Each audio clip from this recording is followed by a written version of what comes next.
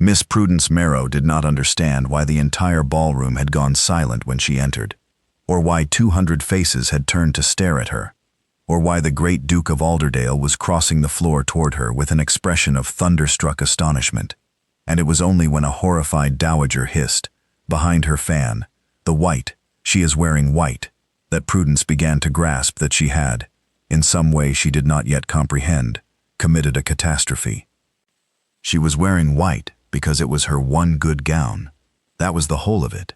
She was a poor companion to Lady Fenchurch, brought to the Alderdale ball to carry her employer's shawl and be invisible, and she owned exactly one gown fit for a grand occasion, a simple white muslin, made over twice, the best she had, and she had put it on that evening thinking of nothing but that it was clean, and it fit, and it would have to do.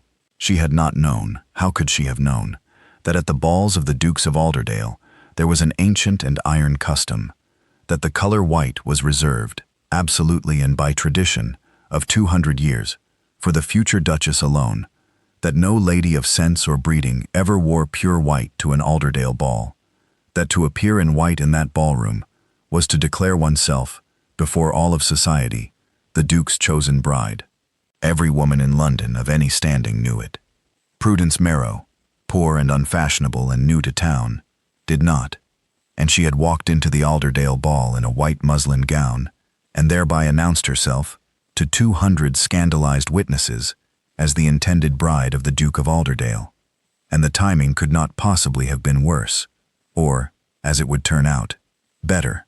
For the Duke of Alderdale had, that very season, been under enormous pressure from his family to choose a wife. It was known that his formidable grandmother had declared he would announce his engagement before the year was out. The whole ton had come to the Alderdale ball, half expecting some sign of the Duke's intentions.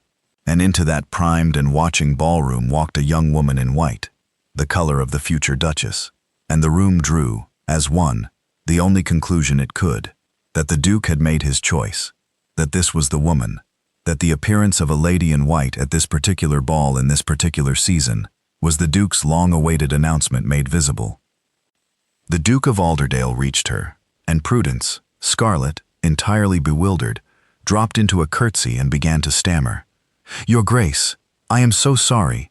I do not know what I have done. Everyone is looking. Is it my gown? I did not mean."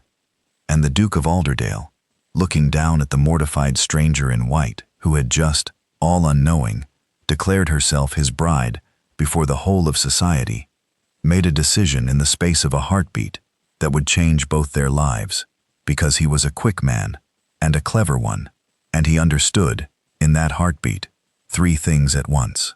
He understood, first, exactly what had happened. An innocent had blundered into the white gown custom in ignorance, and the room had leapt to its conclusion. He understood, second, what would happen to her if he corrected it publicly. She would be exposed as a presumptuous nobody who had dared wear white to snare a duke, or as a fool who did not know the customs of her betters, and either way she would be humiliated, ruined, laughed out of society, a poor companion who had made herself a scandal. And he understood, third, and this was the thought that decided him, that he had been dreading this whole season, dreading the parade of suitable brides his grandmother kept presenting, dreading the choice he did not want to make among women who wanted his title, and that here, by pure accident, was the one woman in the room who had not schemed for the white gown but stumbled into it, who wanted nothing from him, who was scarlet with mortification at the very idea of being taken for his bride, and that she was, in her bewildered honesty, the most interesting thing he had seen all season. So the Duke of Alderdale did not correct the room.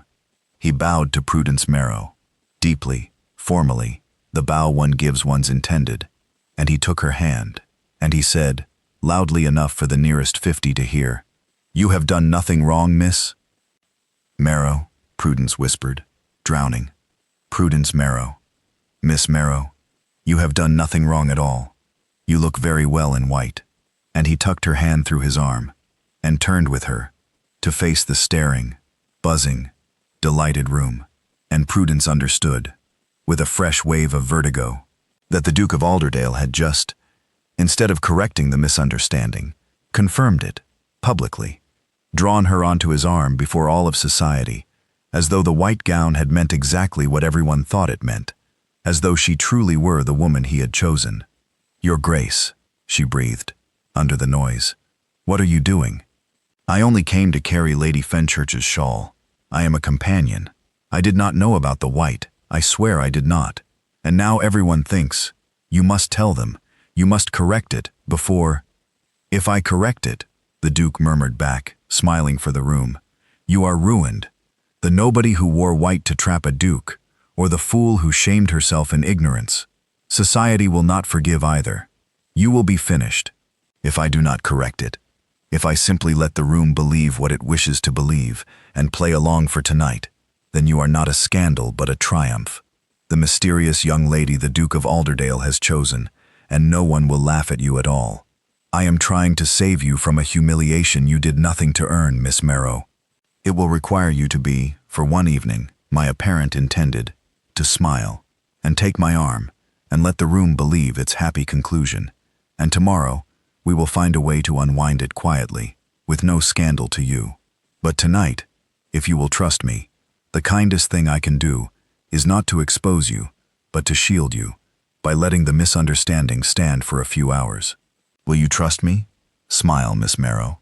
200 people are watching the Duke of Alderdale present his bride, and if you look terrified, they will know something is wrong. Smile, and take my arm, and let me get you out of this without ruin. Can you do that?" And Prudence Marrow, poor, mortified, entirely at sea, but not a fool, understood that the Duke was right, that the choice was between a public ruin and a knight's harmless pretense, and she made the only sensible decision, which was to smile, and take his arm, and become, for one evening, by pure accident and a white muslin gown, the apparent bride of the Duke of Alderdale, which was the beginning, though neither of them knew it, of everything. The rest of that ball was a blur to Prudence ever after, a whirl of faces, of the Duke's steadying hand at her elbow, of 200 people watching her every move, of Lady Fenchurch, whose shawl she had come to carry, staring at her companion in slack-jawed astonishment, as though a piece of the furniture had stood up and announced itself the future Duchess. But one moment cut through the blur and stayed with her, and it was her first encounter with the woman who would either be her doom or her salvation, the Dowager Duchess of Alderdale. For the Dowager had borne down upon them within the half-hour, parting the crowd like a ship of the line, and Prudence had braced herself to be exposed. Surely the Duke's own grandmother would know at a glance that this was no lady of quality, but a jumped-up companion in a made-over gown. Instead, the terrifying old woman had taken Prudence's face in her two beringed hands, and studied it a long moment with sharp old eyes, and then, to Prudence's utter bewilderment, had smiled, and said, loudly enough for the room, "Well, at last, a girl with an honest face. Do you know, my dear, I have looked at every simpering, scheming beauty this town has thrown at my grandson for 3 years, and not one of them had an honest face. And here you are in a plain white gown, looking as though you would rather be anywhere else on earth, which is the first sensible expression I have seen on a young woman in my grandson's vicinity in a decade. He has chosen well. I did not think he had it in him. Come, you will sit by me at supper, and I will tell you everything you need to know about this family, which is more than my grandson will. Men never explain anything useful." And she had swept Prudence off, and installed her at supper, and announced the engagement to the entire company with the finality of a royal proclamation. And Prudence, borne along on the tide of the old woman's enthusiasm, unable to get a word of protest in edgewise, had understood that, whatever the Duke intended about quiet unwinding, the Dowager Duchess of Alderdale had just made the accidental engagement a public fact, that no amount of quiet would ever unwind. Later, in the carriage home, a shell-shocked Prudence had turned to a rueful Duke and said, "Your grandmother thinks I have an honest face. She has seated me at supper and told all of London we are to be married, and informed me she will explain the family, since you never explain anything useful. Your Grace, I came to this ball to hold a shawl. I do not know how to be engaged to a duke. I do not know how to be looked at by 200 people. I do not know how to sit at the right hand of a Dowager Duchess who has decided I am her granddaughter. I know how to hold a shawl and be invisible, and that is the entire extent of my accomplishments. And I am now, apparently, the most talked about woman in London, and I should like, if it is at all possible, to wake up." "You will not wake up," the Duke had said, with the first real amusement she had seen in him, "because it is not a dream. It is merely a catastrophe, and catastrophes must be managed rather than woken from. But I will tell you one comfort, Miss Marrow. My grandmother is never wrong about faces.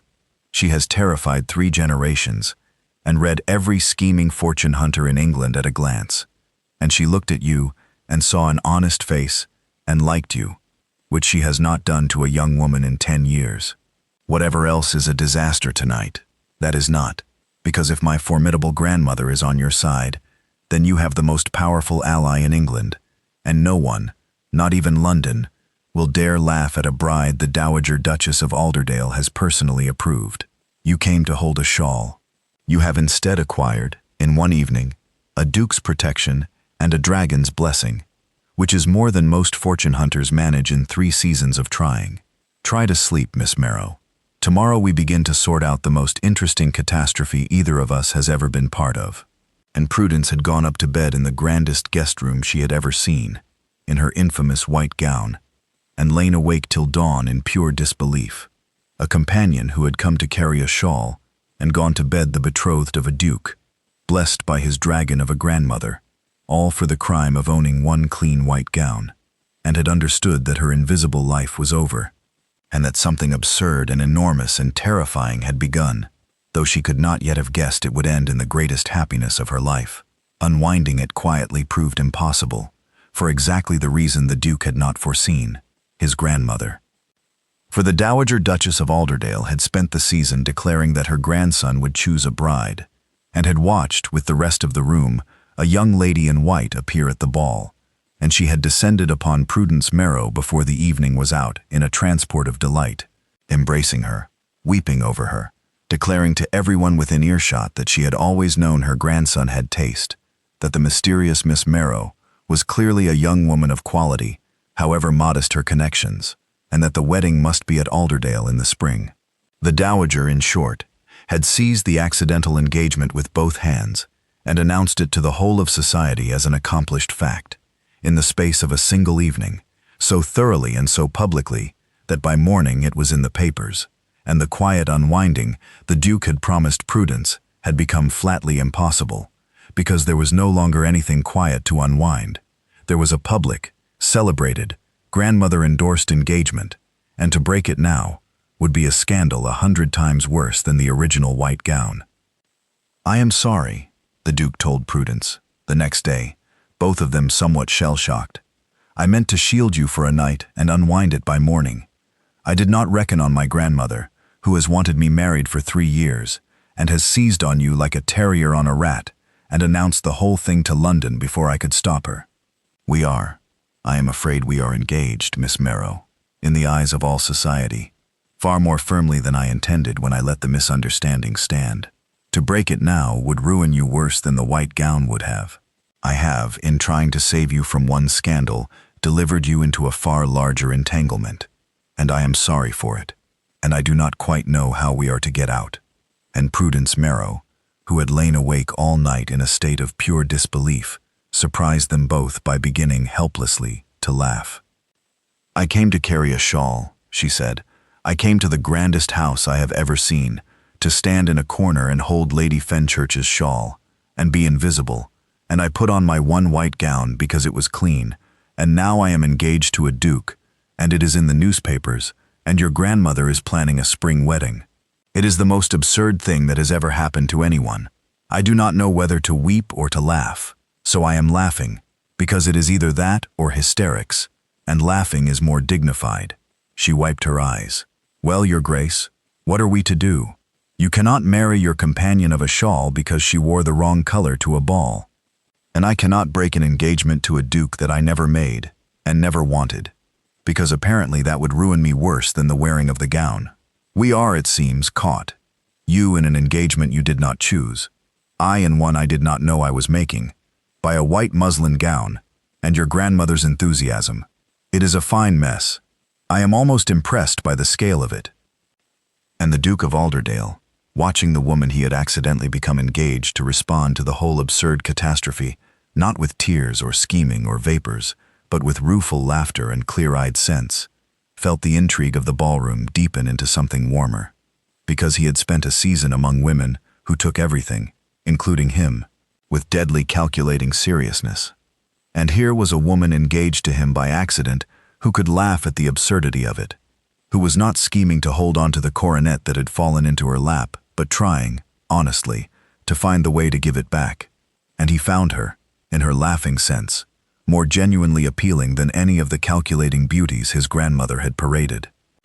So he proposed, not marriage, not yet, but a plan. "Let us not break it at once," he said. "It cannot be broken now, without ruining you. My grandmother has seen to that. So let us leave it standing, for a while, a real engagement, in the eyes of the world, of a decent length, and let it be quietly understood, between us, that at a suitable interval, we will part by mutual agreement, respectably, no scandal to either, the way engagements sometimes do end. It will require you to be, for some weeks or months, my apparent betrothed, to stay here, to be courted, to play the part before society and my grandmother. And at the end, we will part as friends, and you will be a young woman who was once engaged to a duke, which does a reputation no harm, and I will settle a sum on you that makes you independent for life, and we will both be free. That is the way out, Miss Marrow.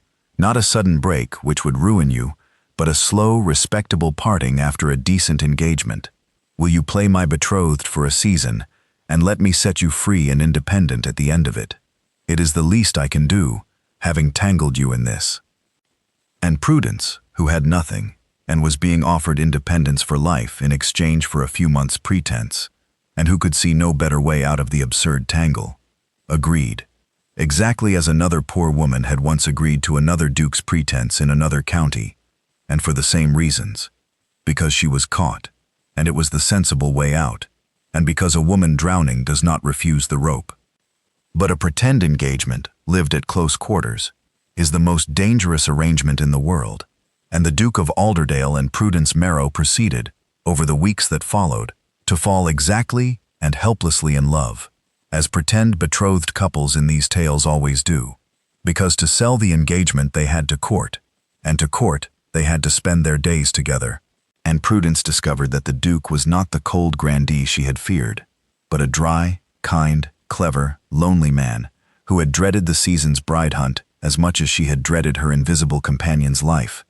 And the Duke discovered that Prudence was exactly what her laughing response to the catastrophe had promised: honest, sensible, warm, entirely without calculation, the one woman in his acquaintance who had ended up engaged to him by trying to give the engagement back. And each of them fell, and each of them hid it, because the engagement was supposed to end by mutual agreement, and to confess love would be to turn the sensible arrangement into something neither had bargained for and both, increasingly, wanted. There was one afternoon of the pretense that Prudence held on to afterward, because it was the moment she stopped being able to call what she felt anything but love.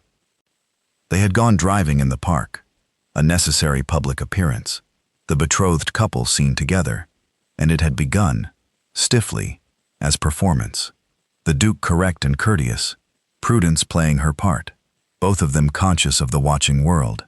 And then the Duke, out of some impulse, had turned off the fashionable circuit into a quieter lane, and the performance had fallen away, and they had simply talked, really talked, as they had begun to over the strange weeks. And Prudence had found herself telling him things she had told no one, about the loneliness of a companion's life, the invisibility of it, the way she had come to the Alderdale ball expecting nothing but to hold a shawl and be unseen, and had instead, by a blunder, been seen by the whole of London, which was the most terrifying and the most extraordinary thing that had ever happened to her. "It is a strange thing to say," she admitted, "but the accident, mortifying as it was, terrifying as it was also the first time in my whole life that anyone looked at me at all. I have been invisible for years, Your Grace. A companion is furniture, and I walked into that ballroom in my white gown, and for the first time in my life a room full of people saw me, for the wrong reason, by a mistake, but saw me, and you crossed the floor, and took my hand, and did not let them laugh at me, and I have thought since that no one had ever, in my whole life, crossed a room to spare me humiliation before. It undid me a little that, to be shielded. I did not know what to do with it. I still do not. It is why I have been so. I am sorry. I am telling you far more than the part requires. It is only that these weeks of pretending to be your betrothed have been the first weeks of my life that I have felt like a person rather than a piece of useful furniture. And I find I am dreading the end of the pretense more than I ought, because when it ends, I go back to being furniture, and I have discovered, too late, that I very much prefer being a person. And the Duke of Alderdale, hearing this, felt the pretense fall entirely away, because it reached the exact loneliness he carried himself. The loneliness of a man everyone saw as a rank, and no one saw as a person. And he heard, in her dread of going back to being furniture, the twin of his own dread of going back to the season's parade of schemers, once this accidental sweetness ended. "You will not go back to being furniture," he said, and it came out more fervently than the part required. "I will not. Prudence, I find I cannot bear the thought of it either. The ending, the parting by mutual agreement we so sensibly arranged. It seemed wise when we made the plan. It seems, this afternoon, in this lane, like the stupidest arrangement two people ever made, to agree in advance to part, when I find I would rather—" He stopped himself, on the edge of it, not quite daring. "Forgive me. We agreed to a sensible parting, and I am meant to be helping you toward independence. I should not say such things. It is unfair. You are dependent on my goodwill, and I must not press feelings on a woman in your position. Only, I wanted you to know that you are not furniture to me. You never were. From the first moment in the ballroom, when everyone else saw either a bride or a scandal, I saw a person. A mortified, honest, laughing person, trying to give back an engagement she never sought.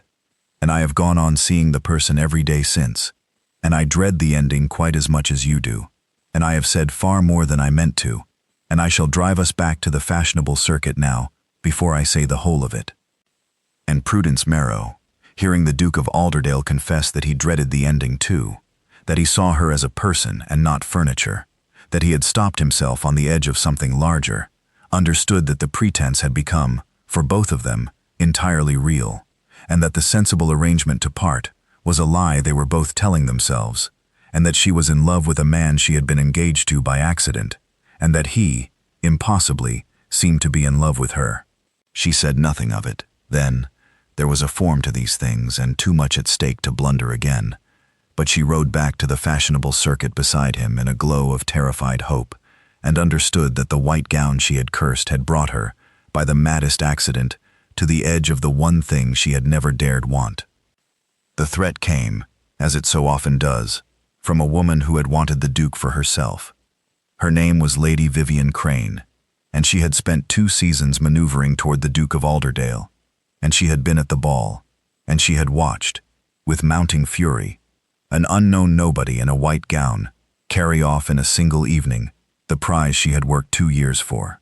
And Lady Vivian, being clever and vicious, had not accepted it, had made inquiries, and had discovered the truth, that the celebrated Miss Marrow was no lady of quality at all, but Lady Fenchurch's paid companion, a penniless nobody, who had worn white to the Alderdale ball, not as a bold declaration, but out of sheer ignorance, not knowing the custom, and had been taken for the Duke's bride by pure accident. And Lady Vivian understood that this truth, revealed, would destroy Prudence Marrow utterly, would turn the romantic mystery bride into a jumped-up servant who had blundered into an engagement she had no right to, an impostor, a fraud, and she prepared to reveal it, publicly, at the next great gathering, and shatter the accidental engagement and the nobody who had stolen her Duke. She chose a large dinner at the Alderdale house itself, with the dowager present and much of society, and she made her move over the second course, loudly, with poisonous sweetness. How curious it was, she observed, that no one seemed to know anything of dear Miss Marrow's family. How curious that she had appeared from nowhere. How very curious. In fact, that a little investigation revealed Miss Marrow to be no one at all, a paid companion, a servant in all but name, who had worn white to the ball. Lady Vivian was reliably informed, not knowing what it meant, and been mistaken for the Duke's bride by an accident she had cynically allowed to stand. So you see, Lady Vivian concluded, to the frozen table, the great romance is no romance at all, but a servant's lucky blunder, cynically exploited. I thought the family would wish to know the truth about the person it is about to take into itself. One does not like to see a great name imposed upon by an adventuress in a borrowed white gown. The table held its breath. Prudence had gone white as her infamous gown, and the Duke of Alderdale set down his glass and prepared to answer, but his grandmother got there first. For the Dowager Duchess of Alderdale rose, slowly, terrible in her age and her consequence, and fixed Lady Vivian with a look that had frozen 3 generations of the impertinent, and said, "You have told us, Lady Vivian, that Miss Marrow is a paid companion who wore white in ignorance and was taken for my grandson's bride by accident. Let us suppose every word of it true. Let me tell you what I hear in it, and what this table should hear in it, since you have been so good as to investigate on our behalf." Her voice was ice. "I hear that a poor young woman, earning her honest bread as a companion, came to a ball in the one good gown she owned, in innocence, wanting nothing, and that when the whole room leapt to a false conclusion, she did not scheme, or grasp, or press her sudden advantage, as an adventuress would. She was mortified, and tried to correct it, and had to be persuaded by my grandson to let the misunderstanding stand for her own protection. That is not the tale of an adventuress, Lady Vivian. An adventuress schemes for the white gown. This girl blundered into it and tried to give it back. And do you know who I have watched scheme, these 2 seasons, for my grandson's hand, openly, tirelessly, with every art a well-born woman possesses? You, Lady Vivian. You have hunted my grandson for 2 years, with all the calculation the poor companion so conspicuously lacked. So spare this table your horror at adventuresses. The only adventuress at this dinner is the one who investigated a rival out of spite, and has just exposed herself, before all of us, as a woman so consumed with wanting my grandson's title that she would humiliate an innocent girl to get it. Miss Marrow wore white by accident, and tried to undo it. You have schemed in your true colors for 2 years. I know which of you I would rather see wear white at Alderdale, and so, I think, does everyone at this table."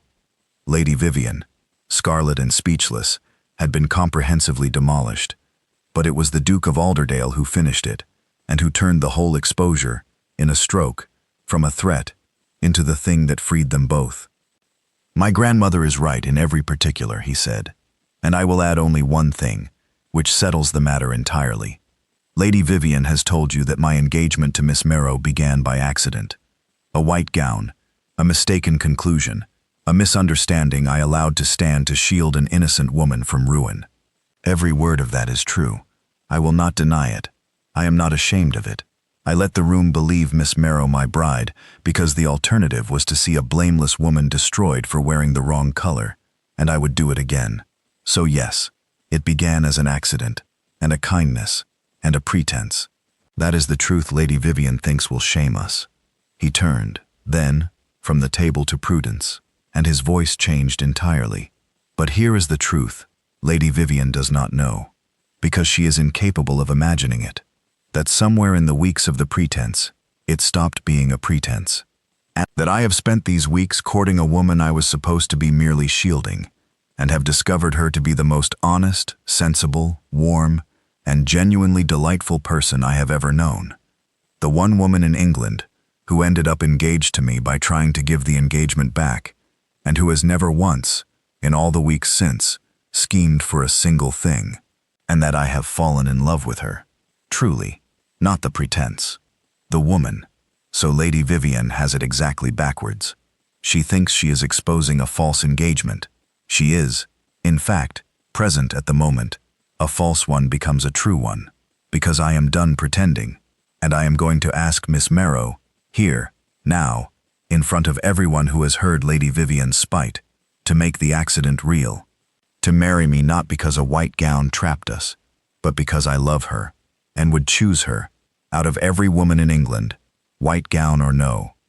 And he rose, and came round the table to Prudence, and knelt before the poor companion who had worn white by mistake, and asked her, truly, freely, in earnest at last, to be his wife. Prudence Marrow looked down at the Duke, kneeling before her, and at the demolished Lady Vivienne, and the beaming triumphant Dowager, and the whole astonished table, and understood that the absurd accident had somehow become the truest thing in her life. "I came to carry a shawl," she said, half laughing, half weeping, "and I wore white by mistake, and got engaged to a duke by accident, and now you are kneeling on your own dining room floor, asking me to make it real, in front of everyone, because a spiteful woman tried to expose us, and you have turned her spite into a proposal. It is still the most absurd thing that has ever happened to anyone. And yes, Julian, I will marry you, not because of the white gown, which I shall never live down and shall probably be buried in, but because somewhere in this ridiculous pretense I fell in love with you too, and have been hiding it exactly as you were hiding yours, and I am very tired of hiding it, and I would rather make the accident real than give back the one good thing my absurd mistake ever brought me. Yes, get up off the floor. Your grandmother looks fit to burst." And the Duke of Alderdale rose and drew the woman in white into his arms, and the accidental engagement became, before the whole delighted table, a real one. And Lady Vivienne left the dinner early, and was not much missed, having achieved, like all the spiteful in these tales, the precise opposite of what she intended. She had set out to expose a false engagement, and had instead witnessed the birth of a true one, and had exposed no one but herself. They were married in the spring, at Alderdale, exactly as the Dowager had decreed the night of the ball, and Prudence, at her own insistence, and to the whole county's delight, wore white, a magnificent white gown, chosen this time on purpose, in cheerful defiance of the custom she had once blundered into, so that the color that had nearly ruined her became, instead, the color of her triumph. "I wore white by accident, and it made me a scandal," she said. "I shall wear it on purpose and make it a wedding. Let the custom mean what it was always supposed to mean, the Duke's true bride. Only this time I shall have earned it, instead of stumbling into it, which I think improves the story considerably." The Dowager Duchess took, to the end of her days, entire credit for the match, on the grounds that she had recognized Miss Marrow's quality at once, seized the engagement, and announced it to London before anyone could unwind it, which was, she pointed out, the only reason the whole thing had held together long enough for the two of them to fall in love. This was, unlike most such claims, largely true, and no one troubled to dispute it, because the old woman was delighted, and had, in fact, by her terrier-like enthusiasm, made the accidental engagement impossible to break, and thereby given her grandson the months he needed to discover he loved the woman chance had dropped in his lap. "It should never have worked," Prudence said to her husband, years on, watching their children play on the Alderdale lawn. "A white gown, worn in ignorance, by a companion come to carry a shawl. Of all the ways a marriage might begin, it is surely the most absurd. And it has been the happiest of my life, and I would not trade one moment of the absurdity, not the mortification of the ballroom, not the terror of the newspapers, not the whole ridiculous tangle of it, because every bit of it led here, to you, to this lawn, to this life. I have often thought there ought to be a lesson in it, and I have decided the lesson is this, that sometimes the best things in a life come not through any plan or merit or scheming, but through pure accident, a wrong turning, a wrong gown, a blunder, and that the whole art of a happy life is to be the sort of person who, when the accident happens, responds to it honestly rather than cynically. I did not scheme for you. I blundered into you, and then tried to give you back. And that honesty, that trying to give you back, is the very thing that made you want me. If I had schemed, you would have seen through it, as you saw through Lady Vivienne. It was the not scheming that won you. So the lesson, I think, is, wear white by accident, and then be honest about it, and trust that honesty is more attractive than any scheme. And you may find, as I did, that the worst mortification of your life was only your whole happiness, arriving in disguise, in a made-over muslin gown. And the Duke of Alderdale, who had dreaded a season of scheming brides, and been rescued from all of them by a woman who wore white by mistake and tried to give the engagement back, took his wife's hand, and agreed that it was the best accident in the history of England, and that he would not trade the white gown catastrophe for the smoothest courtship ever conducted, because the smoothest courtship would have brought him a schemer, and the catastrophe had brought him prudence, and there was no comparison worth making between the two.